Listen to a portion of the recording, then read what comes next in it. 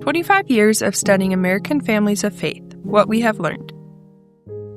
Not far from the campus of Brigham Young University, where co-directors of the American Families of Faith Project, David Dollahite and Loren Markspool teach, is Robert Redford's Sundance Ski Resort.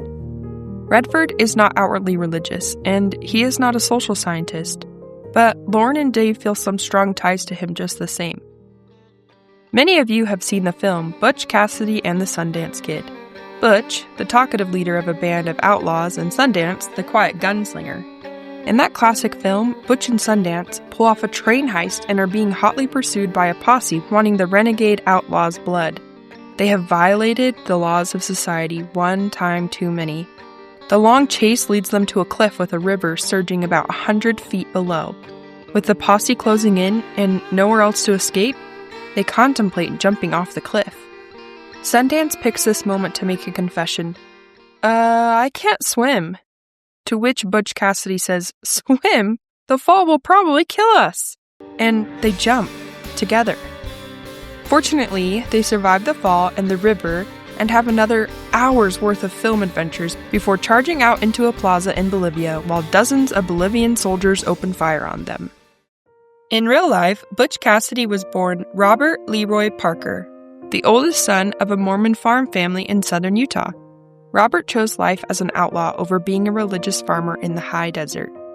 The relevant parallel is that in a time of declining social science interest in both traditional families and institutional religion, Dave and Loren chose to study them in a way that could have been professionally suicidal. We now fast forward from Butch and Sundance to Loren and Dave's own professional lives in 1995. In 1995, they were conducting qualitative research together on fathers of children with special needs, who remained committed to their marriages and children in the face of profound challenges, and contrary to the high divorce rate among such couples. It was not meant to be a study on religion. They did not ask any specific questions about religion, but again and again, the Latter-day Saint fathers whom they had interviewed said that the reasons they stayed committed were deeply grounded in their religious faith. This seemed like a fascinating social science story to tell, but as they were getting ready to do so, David Larson delivered a forum address at BYU. Dr. Larson talked about several then recent studies that were emerging, studies looking at connections between religion and health, longevity, physical health, mental health, and relational health. The bad news? He noted that many of the folks doing this work were not being rewarded.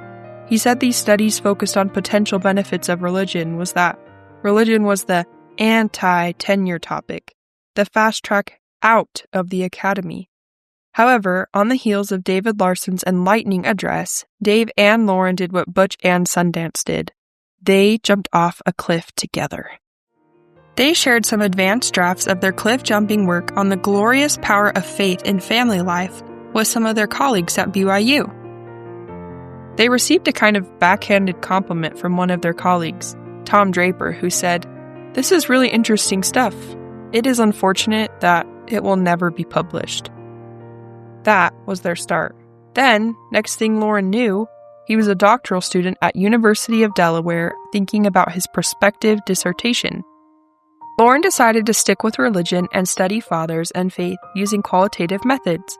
He shared his idea with the great Tamara Haraven, and Tamara said, "Why just interview men, Loren?" "Because," he responded defensively, 90% of the parenting studies out there are based on mothers' reports while ignoring fathers. "I see," she said. "So you are determined to commit the same sampling sin, but in reverse?" He offered an articulate rebuttal. So, Loren began interviewing mothers and fathers of various faiths. Meanwhile, Dave's Institutional Review Board let him go a step further and interview both highly religious parents and their adolescent children. And so, the American Families of Faith project began. Over the next 25 years, Loren and Dave interviewed the strongest families of faith they could find. Exemplar families referred to Dave and Loren by their rabbis, imams, pastors, bishops, ministers, and priests from all of the major Abrahamic faiths of Judaism, Christianity, and Islam. Between 2018 and the present, they added to the sample by interviewing more than 30 non-religious couples and more than 30 interfaith couples. These families represent more than 20 denominations. They also visited all 8 major religious regions of the country described by Mark Silk and Andrew Walsh's book, One Nation Divisible. As of 2025, they have interviewed participants in about 40 states and participants who are immigrants from more than 20 nations. When Loren and Dave started American Families of Faith, the vast majority of research on religion and families had been quantitative survey work on white, Christian, middle to upper middle class families. They wanted to diversify and add some color. In fact, they wanted to make sure that their sample was mostly minority. Dave and Loren wanted their sample to be at least 51% Black, Latino, Asian, etc. No more than 49% white. The sample includes parents in heterosexual marriages from a wide range of socioeconomic statuses. So, they interviewed nearly 310 regionally, religiously, racially, and educationally diverse families in their homes and places of worship. Beginning in 2018, they also began interviewing couples using Skype, Facebook, and other electronic media. Loren and Dave are happy with the religious, geographic, ethnic, and socioeconomic diversity of the sample, and with the fact that they have interviewed families across 25 years, so that the sample is trans-historical, in the sense the sample is not limited by historical events such as 9/11, the housing collapse of 2008, the 2016 election, and various natural disasters.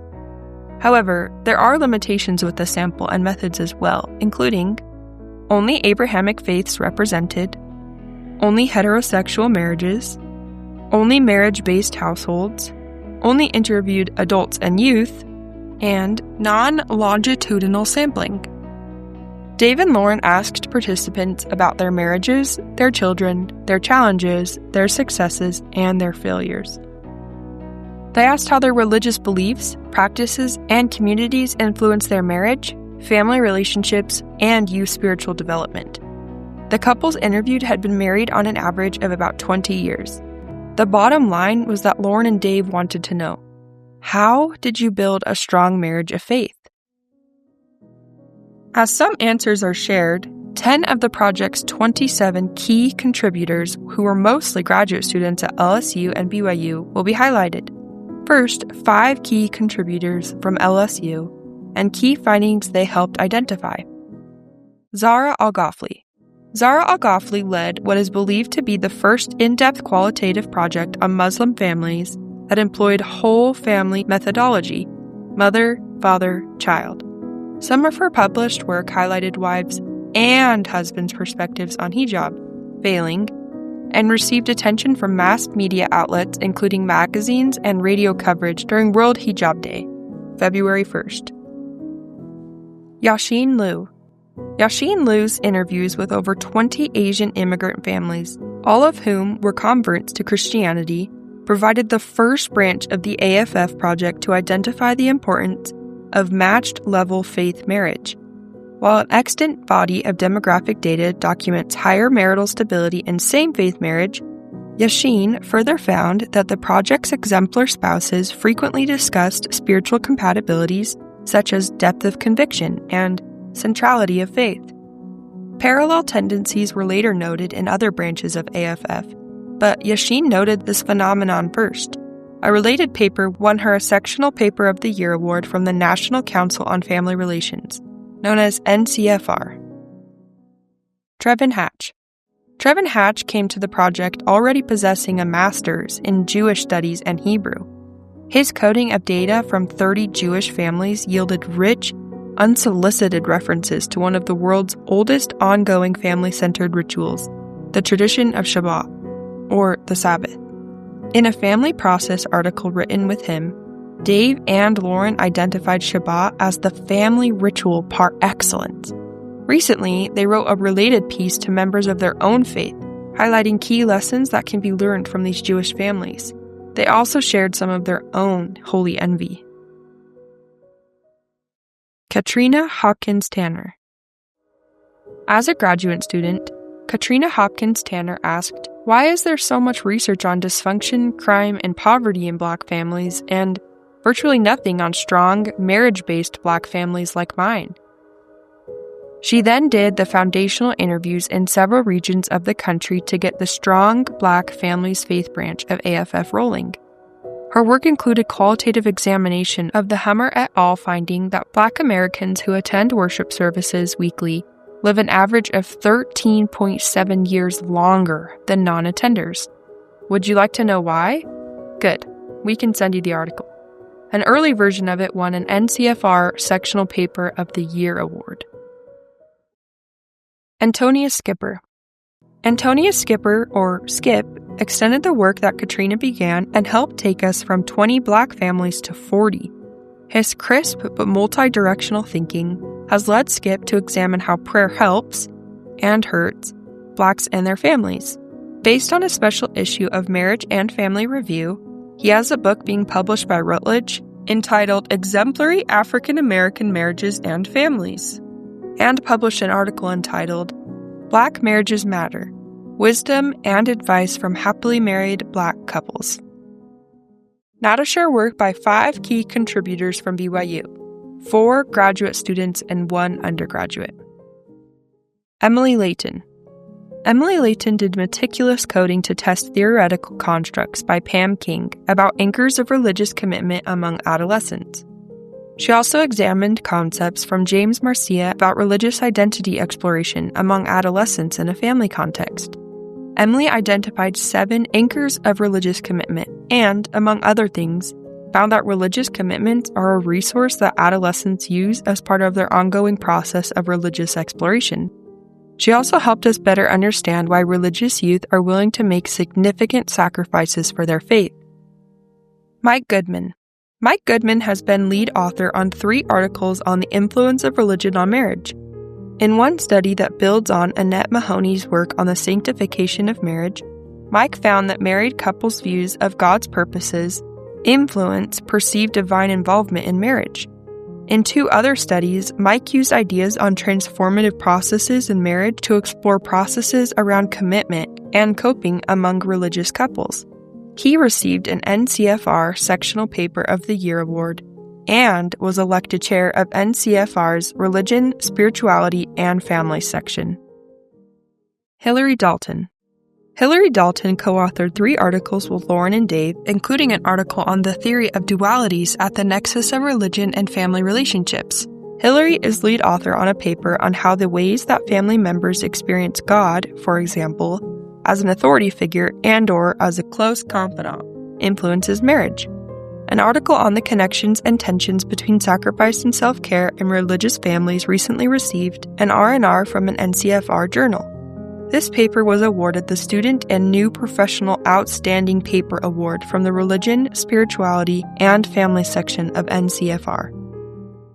Joe Shaluterai. Joe Shaluterai earned his PhD from BYU and is now a senior researcher for the Church of Jesus Christ of Latter-day Saints. He is from Chennai, India. Joe worked with Pam Monroe on a paper on Catholic and Orthodox Christian families, focusing on relational outcomes associated with confession and forgiveness. Joe worked with Dave and Loren on a paper on how transcendent spiritual experiences during times of adversity influence relationships.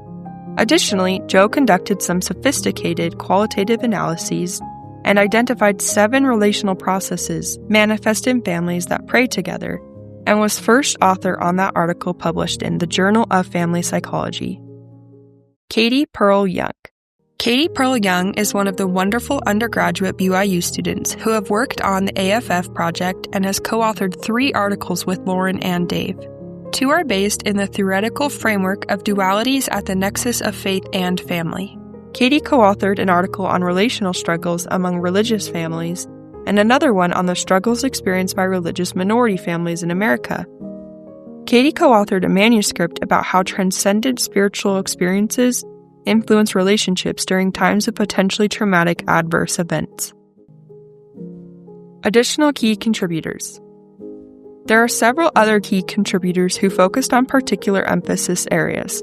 Cassandra Cheney and Tanya Davis Coleman, Strong Black Families, Justin Hendricks and Christina Cooper, Interfaith Marriages, Ellie Kirchner-Kimball, Cost of Religion, Sofia Suxo Sanchez, Strong Hispanic Families, Eliza Madsen Lyman, Jolyn Schradel, and Tamara Chamberlain, Women of Faith Branch, Heather Howell Kelly, Religiously Unaffiliated Families, and Nathaniel Lambert, Elena Newstrick, and Toshi Shishida, as well as nearly 300 undergraduate coders and transcribers who worked with Loren and Dave in helping code the thousands of transcript pages in the dataset. The conceptual framework on religious and relational dualities was published in the Journal of Family Theory and Review. If you want to read one paper from the project that addresses a major, complex, and controversial issue, you might consider this one. This article explores why religion has been both helpful and harmful to marriage and family relationships. Here are a few other main findings from the project. The first, in order to be happily married at the 20-year mark, you must put up with each other for 7 years first. Dave and Loren interviewed some of the best and the strongest marriages they could find in faith communities across America married at least 7 years. Very strong, according to the couple's own clergy, who had a vested interest in having strong families represent their faith. In other words, this was not a random or representative sample. It was a purposive one. Even among the best, the strongest religiously based marriages they could find, a significant minority spontaneously shared that the first 3, 5, 7, or even 10 years were a very difficult ride. It often takes a long time, a lot of tears, a lot of shared worship, a lot of unselfishness, a lot of things to turn two me's into one we. For example, for a Latino Catholic husband named Fidel and his wife Consuela, the early years were very rocky. He reported, "There were several years that were very hard, and I guess that is like any other couple. But I think one of the things that has kept us together is the fact that we are thinking on the same spiritual plane as far as what might be better for us as a couple." Many of the men interviewed reportedly struggled in the effort to move from me to we. A profound challenge for some was to overcome what they called the bachelor mindset. In fact, nearly a quarter of the participants spontaneously shared that, if it weren't for our faith, we would have divorced years ago. One Black Methodist husband named Rashad from Delaware told us, "I believe that my faith made me love my wife a lot more. We are very different from each other. If it weren't for faith, I would have run a long time ago. You don't want to do what I want to do. We just don't see eye to eye. I'm gone. But when you believe in God, yes, the boat still gets to rockin', but the Bible says, 'In me you can weather the storm.'" William James, the father of American psychology, said in his landmark volume, The Varieties of Religious Experience, "Name it the mystical region, or the supernatural region. Yet the unseen region in question is not merely ideal, for it produces effects in this world. That which produces effects within another reality must be termed a reality itself. So I feel as if we had no philosophic excuse for calling the unseen or mystical world unreal. God is real, since he produces real effects." Are these real effects William James discussed limited to miraculous events like the parting of the Red Sea or the transformation of water to wine? No. These real effects also include profoundly negative effects, like Islamic extremists taking their own lives and those of others in violent jihad, in exchange for perceived heroes' welcome in the heavens beyond. Conversely, a real effect is seen as a faithful Muslim pays her annual zakat of 2.5% of all her excess to the poor, for the sake of Allah. A real effect is seen when, as sociologist Christian Smith has noted, some teens and emerging adults postpone sex until marriage for religiously grounded reasons, or avoid drug and alcohol abuse because God has told them their bodies are temples. Dave and Loren heard similar things from the youth they interviewed. In short, consistent with William James's argument, real effects result whenever beliefs in God are strong enough to be converted into action and effects in this world. So, when Rashad and scores of our other participants mention, If it wasn't for my faith, I would have left my spouse a long time ago. That is a real effect. However, about 10% of the sample were in strong, enduring remarriages. Those people did divide from their first spouse. What about those cases? On one hand, there were about 20 couples across all 4 Abrahamic faiths who stated that divorce is not an option. Those exact words. Many went on to explain the strength and stability that taking the D word off the table provided them. However, a similar number had been divorced, and some of those women and men partially attributed their prior divorce to religion. So, among the highly religious sample, the leading reported reason they had stayed in their marriages was religious and divine. And yet, a reported reason for some of the divorces that had taken place was also religious. So what's going on? William James defined religion as the feelings, acts, and experiences of individual men in their solitude, in relation to the divine. This definition may be a little too individualistic, too psychological, and too gendered. Yes, religion involves a vertical relationship with the divine, but qualitative family scholars Dave and Loren are concerned with how and why religion, and that vertical relationship with the divine, influences horizontal relationships with family. We call this place of connection between the vertical and the horizontal the nexus of religion and relationships, faith and families. So William James said, God is real, since God produces real effects. Let's paraphrase and extend that idea as, when religion becomes sufficiently important to an individual, couple, or family that decisions, actions, and destinations are changed, then we must pay attention to religion. So, when a woman or man explains that their religion is a primary, if not the primary, reason for remaining in a relationship, responsible family scholars need to pay attention and ask why. Moreover, why did religion also reportedly lead to divorce for some? Some of the remarried couples in the sample spoke of being unequally yoked versus equally yoked, borrowing the biblical metaphor of a pair of oxen trying to pull a heavy load. Nesha was a remarried African-American Christian wife who related a portion of her own story that conveyed the deeper meaning of shared religious involvement in marriage for her. She reflected, "I've been married before, and my first husband was not saved, and he wasn't interested in my church. It goes back to what the Lord said about being equally yoked. I was at the church, but as a non-believer, my ex-husband thought I was giving too much time. Because of that, we weren't serving together, and we weren't going together. We would always feel some type of rift." Nesha later explained, "In my second marriage, to be able to go to church with my husband on Sunday morning, he and I saying, 'We are doing it together.' To me, that strengthens the family. It's really beneficial for me to be worshiping in the same church with my husband. The benefits are very, very great, because by doing it together, you are investing in the lives of your children and in your marriage." As illustrated by Nesha's narratives regarding her 2 marriages, faith may be a dividing force in marriage or a unifying one, depending on whether the involvement is shared and how the faith is lived out. One of the focal efforts and hopes within the American Families of Faith project is to more carefully differentiate between religious processes that unify families and those that divide families.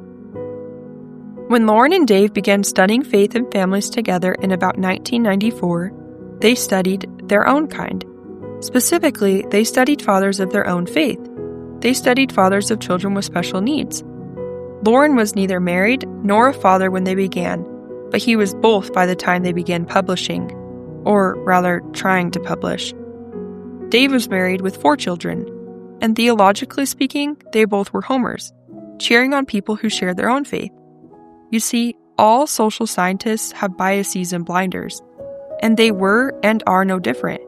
But from a social science perspective, Dave and Loren had to figure out in depth who they were before they could embark on the difficult journey of exploring who others are. Early on in the project's timeline, the terrorist attacks happened on 9/11. Loren was right there on the East Coast in 2001, halfway between the Pentagon attacks in D.C. and the Twin Towers in New York City. And the attacks happened just 3 months before Dave was scheduled to go to Massachusetts on sabbatical, to interview religious families from various faiths. United Airlines Flight 175, bound for Los Angeles, left Boston and hit the second tower. Those Christian, Jewish, and Muslim families Dave began interviewing in early 2002 had 9/11 on the front of their minds during their conversations. So, while Loren and Dave had already decided to interview families from diverse faiths, 9/11 made it clear to many people, including them, that to be myopically focused only on the influence of our own faith was woefully short-sighted. They didn't have much in-depth knowledge about other faiths, or about families in other faiths, but they realized that it was critically important that social scientists start looking closely. During that time, it was really something. Religion was literally and figuratively hijacked and brought down two of the world's largest buildings. It was the next disastrous exhibit in the museum of, here's the catastrophic damage that religion can do. And yet, that same night, the synagogues, mosques, chapels, and churches overflowed as people gathered to pray, to worship, to mourn, to love, to weep, to hold each other. That uniting was beautiful. It was poignant. It was a time that reflected the best and worst in all of us. Dave will never forget those initial interviews he did with New England Muslim, Jewish, and Christian families in the 9/11 aftermath. Seeing the beauty, sometimes overlapping beauty, sometimes unique beauty, in each of the Abrahamic faiths and families that did their best to adhere to those faiths. It was an eye-opening and expansive time for Loren as well. Being at the University of Delaware on the East Coast in 2001, 3 of his dear friends and mentors were from 3 different family backgrounds: Jewish, Christian, and Muslim. All 3 individuals living in friendship and respect. We can all learn something from that model. On the night of September 11th, 2001, Loren's dear Jewish friend and mentor, Tamara Harabin, called him. She said she could not bear to be alone on the evening of such a tragedy. Loren called his wife Sandra, and the 2 of them went to dinner with Tamara. None of them knew what to say, but the comfort of being together was something. Interestingly, Tamara developed some cutting-edge research methodologies for family history in the 1980s. Our church flew Tamara to Salt Lake City so she could teach leading family history experts in the Church of Jesus Christ of Latter-day Saints about her newly invented tools. They paid her handsomely for it. So they're sitting there in the aftermath of this horrifying tragedy, and Tamara says, "Loren, is it true that you were a Mormon missionary?" "Yes, I was." "And who paid for your mission? Your church?" "No, my family and I did." "I do not like this, asking so much of one so young. Allowances should be made for the life course. Ask more of the old, less of the young." But then Tamara smiled and said, "You know about my trip to Utah? Well, you were a volunteer Mormon missionary, but I was a missionary to the Mormons, and I got paid."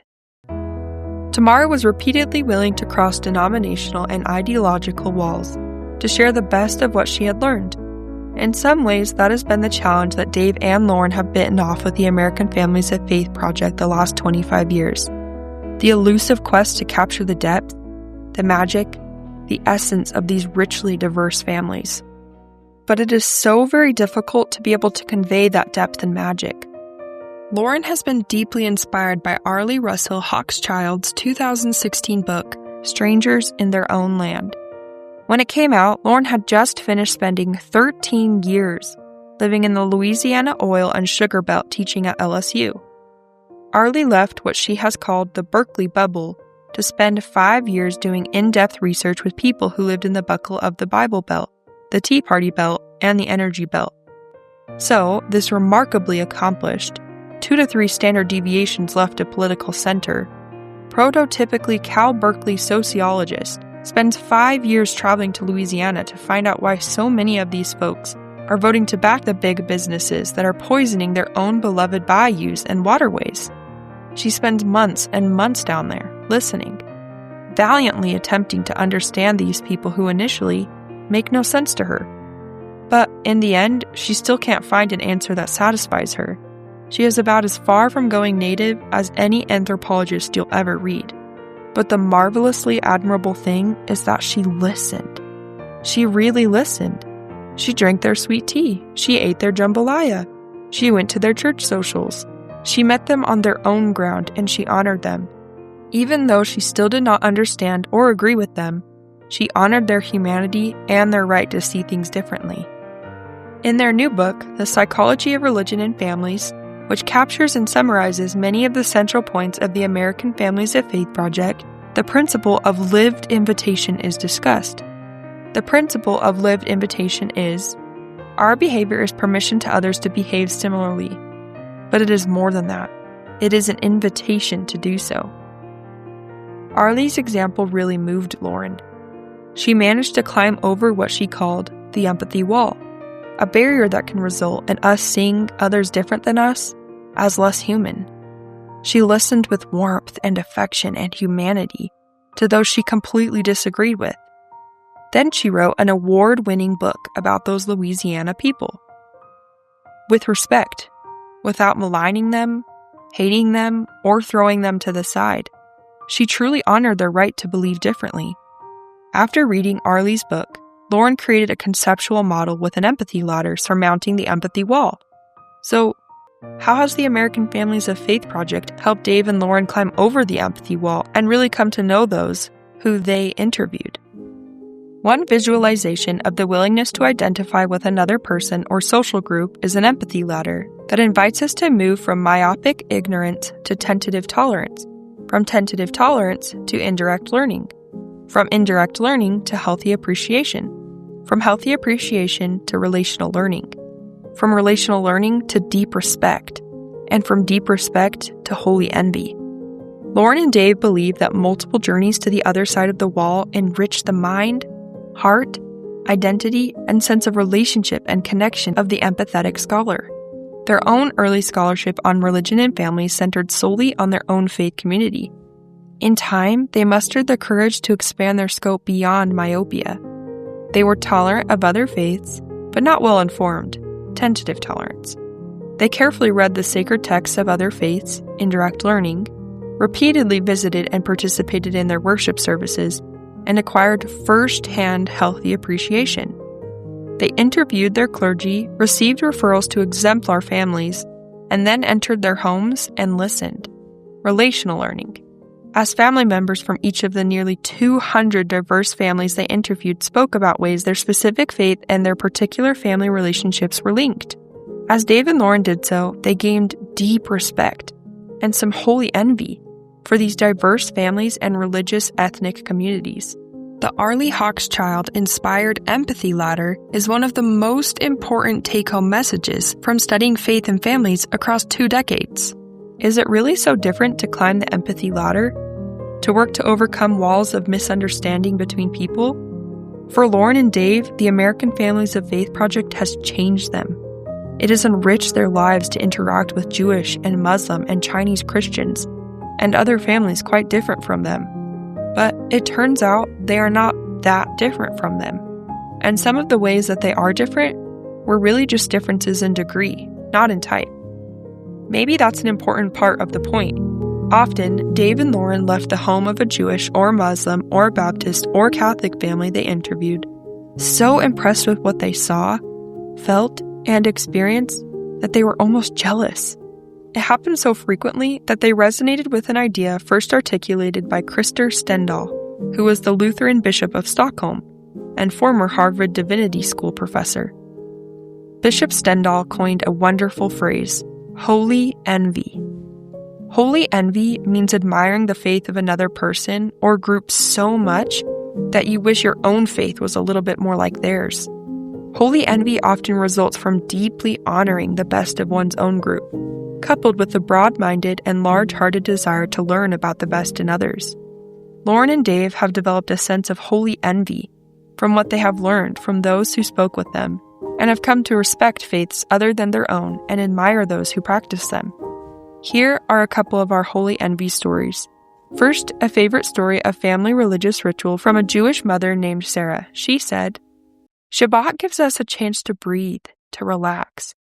We've had a busy week, and here's our time to be together. And we always take a deep breath before we do this and let all the thoughts, craziness, and worries, and everything slip away. I think that when we take the time out, when we light the candles Friday night, that's a time that I feel really close to them. When we sit across the table from each other, my husband and I, and the candles are lit, and you see the kids, there is something you get from that is so deep. It's just a feeling that all is right in the world. It doesn't matter what else is going on. Right in that circle, it's awe-inspiring. In this narrative, you can almost see and feel the light of the candles, can't you? And you can sense the power of that special mother's blessing. One from the father comes at the end of the Shabbat meal. And then there was the Muslim couple from Pennsylvania. The wife was an adult convert to Islam. She explained that when she was a 16-year-old girl, "When I was in my former church, I hit rock bottom when my parents divorced, and then the minister was publicly humiliated because he was having affairs on his wife. That was my loss in trust. My trust was totally broken, and my family life was shattered all at the same time. I had no idea where to go. At that time, I had hit rock bottom. I had God, but I didn't have a faith." Painful to contemplate. When the affairs of 3 central persons of trust in her life dealt her teenage heart a crushing blow that took a decade to recover from. Nearly 10 years later, she met Omar, a Muslim from Jordan. They fell in love. She converted to Islam. They married and had 2 lovely children. Angie told us, "My husband knows my worst fear before we got married was that I would divorce, that he would leave or I would leave, an affair, whatever. But now, I have no fear that my husband will have an affair. I know him. I know his religion. I've seen a lot of men that when things get tough, they take off. I can sit here and look you in the eye and tell you that my husband will not cheat and will not leave." Many who have heard that excerpt have viewed Angie as naive, but later in the interview when Angie was out of the room, Omar, the husband, shared the following narrative that seemed to capture and illustrate why Angie displays such confidence in his fidelity. He reported, "At work, our offices look out to the parking lot. Every morning, all the engineers gather into this one guy's cubicle at 7:45 as the women start to arrive and say, 'Ah, look what she's wearing. She looks good.' Typical, it's a normal thing between guys. But by saying these things, you are degrading that woman. You are gossiping. Knowing that these things will be written in my heavenly book prevents me from participating. And from that, your entire behavior is changed. Instead, you are sitting in your office doing your work, which is what you were supposed to be doing." Omar struck Loren as a deeply honorable man. That is the kind of guy he wants his daughters to marry. There are things these families have taught Loren and Dave that have changed them and made them want to be better partners and parents. These families allowed them onto their sacred ground, and they will never be the same. They truly developed some deep respect and holy envy. It has been both a profound blessing and a profound challenge to try to convey some of the best of what they have heard, felt, and observed to others. Dave and Loren's efforts are, perhaps, best illustrated in a special issue of Marriage and Family Review on strengths among American families of faith. In the fall of 2017, as Dave prepared to teach his graduate seminar on families and religions, he had a powerful idea. Why have this particularly remarkable cohort of 15 graduate students merely read articles about religiously and racially diverse families when we could immerse them in the primary interview data and have them write articles themselves, and then have all the articles published in a special issue of a journal? Walter Schum, the editor at Marriage and Family Review, was willing to devote an entire issue of the journal to their project. The special issue has articles highlighting key lessons that can be learned from 8 religious ethnic communities, including Asian Christian, Black Christian, Catholic and Orthodox Christian, Evangelical Christian, Jewish, Latter-day Saint, Mainline Protestant, and Muslim, along with an introduction, theory piece, and conclusion piece. This special issue of Marriage and Family Review is available online. In the final article in that special issue, Loren and Dave took a step back and considered the breadth of ethnic and geographic diversity of the families who had taught them in their homes. Not only were they from all 8 religious regions of the country, about 50 of the families a quarter of religious families, were immigrants. They hailed from more than 20 nations. So, even though it's called the American Families of Faith Project, there is a distinct international flavor to the sample. The graduate class was divided into lead authorship pairs, each with the responsibility of immersing themselves in the interview data associated with each of the religious ethnic communities. They wrote detailed findings sections, and then were joined by 2 carefully selected insider experts, leading family scholars who were also active participants in the respective faith communities. These generative and generous scholars helped our BYU students learn more about what it is like to be both a scholar and a practicing member of a diverse faith community. This approach captured the strengths of both insider and outsider approaches.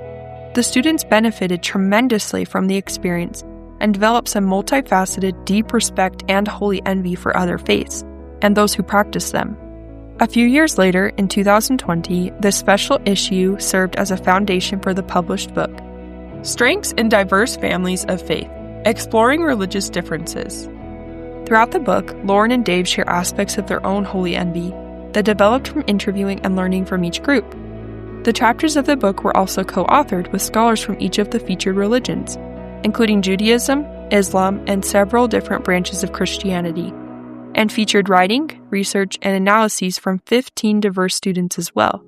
To see the minds and experience of these students expand from increased tolerance to respect to holy envy was the academic experience of a lifetime for Dave and Loren. Along with the book, The Psychology of Religion and Families, the book, Strengths in Diverse Families of Faith, Exploring Religious Differences, best illustrates what Dave and Loren are trying to do with the American Families of Faith Project. Given the cultural and political climate in which we find ourselves in 2025, perhaps it has never been more important to seek to climb over the empathy wall. Given the tendency for all people with passionately held religious, irreligious, and political ideologies to misunderstand and harshly judge others with different perspectives, developing deep respect, and perhaps even holy envy, may help bring needed balance to social science.